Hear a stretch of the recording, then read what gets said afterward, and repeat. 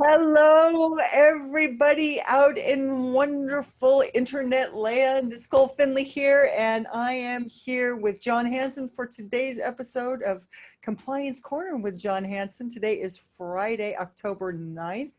Wow. Okay, John, how are you doing today? Great, thank you. How are you? I am fantastic, my friend. Thank you so much. All right, here's our topic today. We're talking about closing and recording delays. So you wanted to touch on a few topics on this, right, John?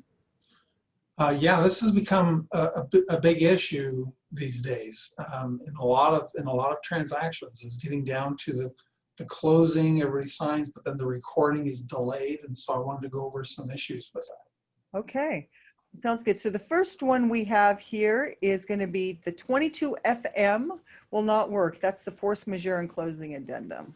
Correct. Yeah, so that the Form 22 FM we've been told by the legal hotline we should not have been using since last April, but some people are using it still and thinking it's going to work, and it's not. So we want to be aware that the form was designed and has the intent, and Annie Fitzsimmons explains why that will not work, because it is for things that are out of our control. Okay, so when we all have permission from the governor's office to do our job, then really there's no delays, there's no excuse. If there were an earthquake, then it might work, but right now for the pandemic, it's not going to function. Absolutely. Okay. And the next one is title gap insurance. So because we're having some backups, right? We're having some backups because of escrows and closers and recording office and all those kinds of things. So that's a backup, but it's not. But it won't work with the 22 FM to get an automatic extension time. So one of the things we have some protection for with some of the title companies is what they call title gap insurance. So a lot of times everybody's gone in, everybody's signed, everything's done, but then we're notified at the last second that the recorder's office, they're not going to record until Monday, for example. So today being Friday, it's not going to record until Monday.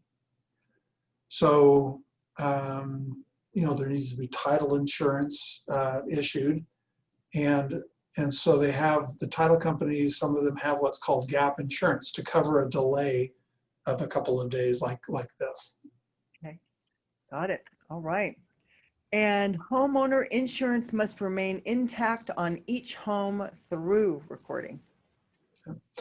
Yeah. So when those things happen, like I just described, we just want to make sure that our client and the other side, everybody involved is keeping their homeowner insurance all the way through recording, and not canceling it inadvertently the day before recording where there's no coverage on the house. Mm-hmm.